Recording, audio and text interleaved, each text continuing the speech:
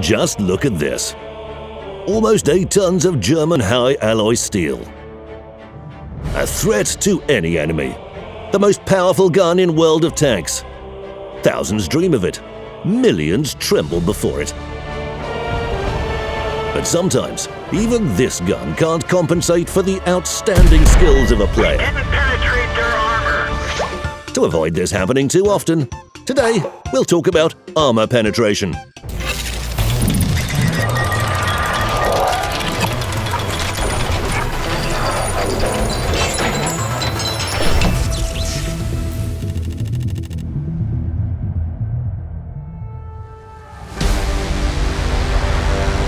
Any gun has a standard set of characteristics: damage, accuracy, aiming time, and rate of fire.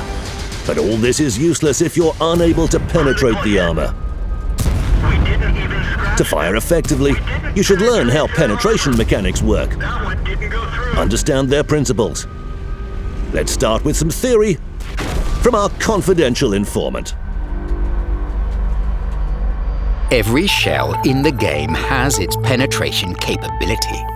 The documentation specifies its average value when firing from 100 meters. The actual penetration can be 25% higher or lower. The damage caused is calculated in a similar manner. Thanks, CI. Let's go further and have a small experiment. We'll take 2 T-57 Heavy and 2 AMX tanks. This choice is not accidental. Both vehicles feature 120mm guns, equal average damage, and almost the same penetration with armor-piercing and high-explosive shells. The key difference is the type of premium shells they have. The AMX features armor-piercing composite rigid shells, and the T-57 Heavy can fire high-explosive anti-tank shells. The targets are placed not far from our vehicles. I don't think any of the tanks will have problems penetrating their armor, but let's see. The first tank fires an AP shell, the second shoots an APCR shell, the third vehicle goes for a heat shell, and the fourth fires an HE shell. None of them had a problem. Let's make the task more complicated. We'll put the targets behind cover and repeat the experiment. As you can see, the result is a bit different. The HE shell dealt only splash damage, and the heat shell got stuck in the fence. But this isn't over yet. Now we're going to remove the obstacles and take the target a bit further away. The guns fire and the result is different again. Few people realize that different shell types would be best for firing at the same target in different situations. To do this correctly, you need some theory. As you know, there are 4 shell types, each with its unique properties. The main shell type used by most tanks is the armor-piercing shell. These shells fly quickly, but their penetration capability slightly reduces with distance. Their penetration capability also reduces when they hit a destructible object, like a fence or a vehicle. The fastest shells are APCR ones. Only weekends pass by faster. APCR shells can go through fences too, but with distance they lose their penetration capacity more than AP shells. The heat shell is a different story. Its penetration capability doesn't depend on the range and remains the same along its entire trajectory. But this comes at a price. This shell is the slowest one. And if it hits a fence, it won't go any farther. HE shells fly almost as fast as AP ones, and they don't lose their penetration power with distance. After hitting any object, an HE shell detonates, and its fragments can damage a vehicle nearby. In addition, these shells have the highest potential damage and the lowest penetration capability. And now let me give you some pieces of advice. If you want to cause damage through fences, fire AP shells or APCR shells. To fire at a slow and well-armored vehicle located far away, you'll hardly find anything better than the heat shell. If you take a shot at scouts from a long distance, the ideal choice is the APCR shell. And if your enemies are paper thin, send them some high-explosive parcels. And some more tips. Any destructible building consists of sections. If you want to destroy the building quickly, fire an HE shell at the joint between these sections. You can also use an HE shell to knock down a tree. Or knock off the base capture without exposing yourself to enemy fire. With a large caliber HE shell, you can even shoot down an aeroplane. That last one is a joke, of course, but the rest work. So, we already know how shells fly, but what about all these hits, ricochets, penetrations, and non-penetrations? That's simple. We have two parameters: shell penetration capacity and armor thickness. Both are measured in millimeters. If the first number is higher than the second one, the enemy receives damage. Arithmetic, first grade. However, this is true when the shell hits the armor at a right angle. In other cases, the penetration power is calculated differently. Let's take a point on the armor and draw a tangent and a normal through it. Speaking simply, a perpendicular line. The shell's angle of entry is an angle between the normal and the projectile's trajectory. In this case, the shell has to penetrate a much thicker layer of armor. The relative armor is calculated as the ratio of the nominal armor thickness to the cosines of the entry angle. The smaller this angle is, the higher the chance of penetrating the armor, and vice versa. Geometry, 7th grade. That's why you shouldn't always fire rapidly. Sometimes it's better to wait a few seconds and fire with certainty. Each vehicle has its weak spots. Normally, these are the cupola, driver's hatch, and lower glacis plate. However, if there isn't any chance to choose, the theory will help you again. To ensure higher shell effectiveness, the design of shells allowed them to shift, adjusting to the normal vector. This resulted in thinner relative armor. This effect is called shell normalization. The normalization angle for AP shells is 5 degrees. The normalization angle for APCR shells is 2 degrees. Heat shells are not subject to normalization at all. Neither are HE shells. That's how it looks in practice. The armor plate thickness is 38 millimeters. The shell's entry angle is 60 degrees. In this case, the thickness of the relative armor is 76 millimeters, which is 1 millimeter thicker than the maximum allowed penetration capability of the shell. However, we know that AP shells normalize by 5 degrees. Due to this, the relative armor thickness decreases, which gives us an opportunity to penetrate the vehicle's armor.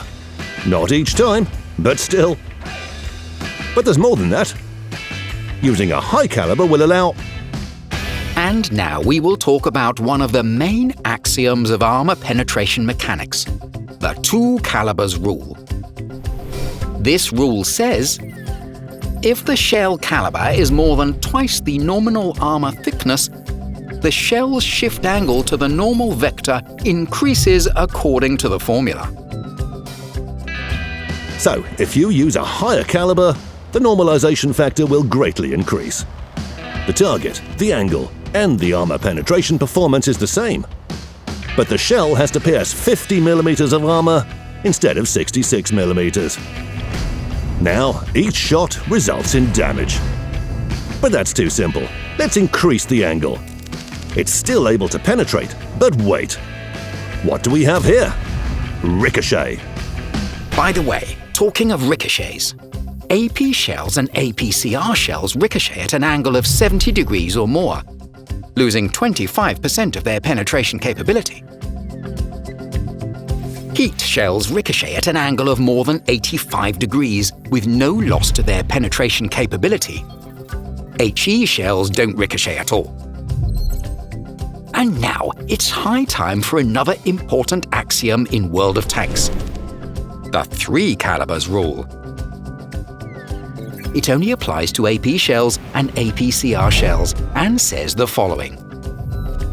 If the shell caliber is more than thrice the nominal armor thickness, there will be no ricochet. Whatever the thickness of the relative armor, the shell will attempt to penetrate it at any angle. Whoa, whoa, easy. In summary, if the angle is more than 70 degrees, there's no point in using AP shells or APCR shells, unless you're trying to aim at an enemy vehicle hiding behind a building, or you're firing from a really big gun. If you use heat shells, you can fire at even greater angles. However, note that this type of shell doesn't normalize, and it will have to pierce the whole thickness of the relative armor. So don't be too surprised if you hear, "We didn't penetrate their armor." We didn't penetrate their armor. But we're not finished. We haven't mentioned the screens. When an armor-piercing or armor-piercing composite rigid shell hits spaced armor, the following happens. The entry angle and the shell's precise penetration capacity are calculated. At the same time, the ricochet and the 3 calibers rule are being verified. If neither of the two is triggered, normalization and relative armor thickness are calculated. Then, if the shell has enough piercing power, it penetrates the screen. But its penetration capability is reduced by the value of relative armor thickness. Then, if the projectile hits the main armor, the above-mentioned calculations are made again. And it's only after this that damage is or isn't inflicted on the enemy vehicle. When a heat shell hits the screen, the situation is somewhat different. The 3 calibers rule doesn't apply here.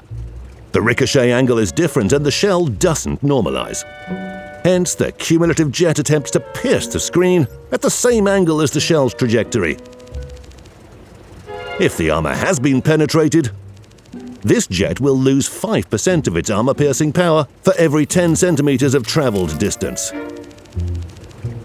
That's why heat shells rarely deliver damage when hitting spaced armor or tracks.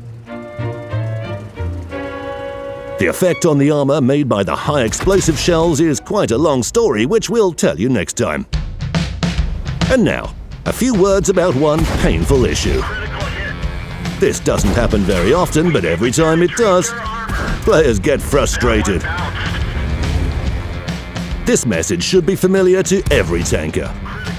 It's played when a shell penetrates the screen, but doesn't hit the tank's main armor. And if a shell penetrates the screen, then hits the main armor, but fails to penetrate it, the player hears, "We didn't penetrate their armor." You can also hear this message when firing at any external module. Each gun, track, and piece of optical equipment has its own armor thickness. When a shell hits these elements, it doesn't rebound and has to pierce through their armor. After this, if the projectile doesn't hit the main armor, the player hears, "Critical hit." And if it actually hits the main armor without penetrating it, the firer hears, "We didn't penetrate their armor." Of course, there are other situations when you may hear these messages, but we've discussed the most frequent. That's all for today. Remember, you can research a top vehicle, mount the most expensive equipment and consumables, or even fire premium shells. But if you don't learn how to effectively penetrate enemy vehicles, the only thing left is to rely on your skillful comrades. If you want to know more about what happens to a shell after it penetrates the armor, click the like button and leave your comments. We'll make a video. Use these mechanics and win some battles.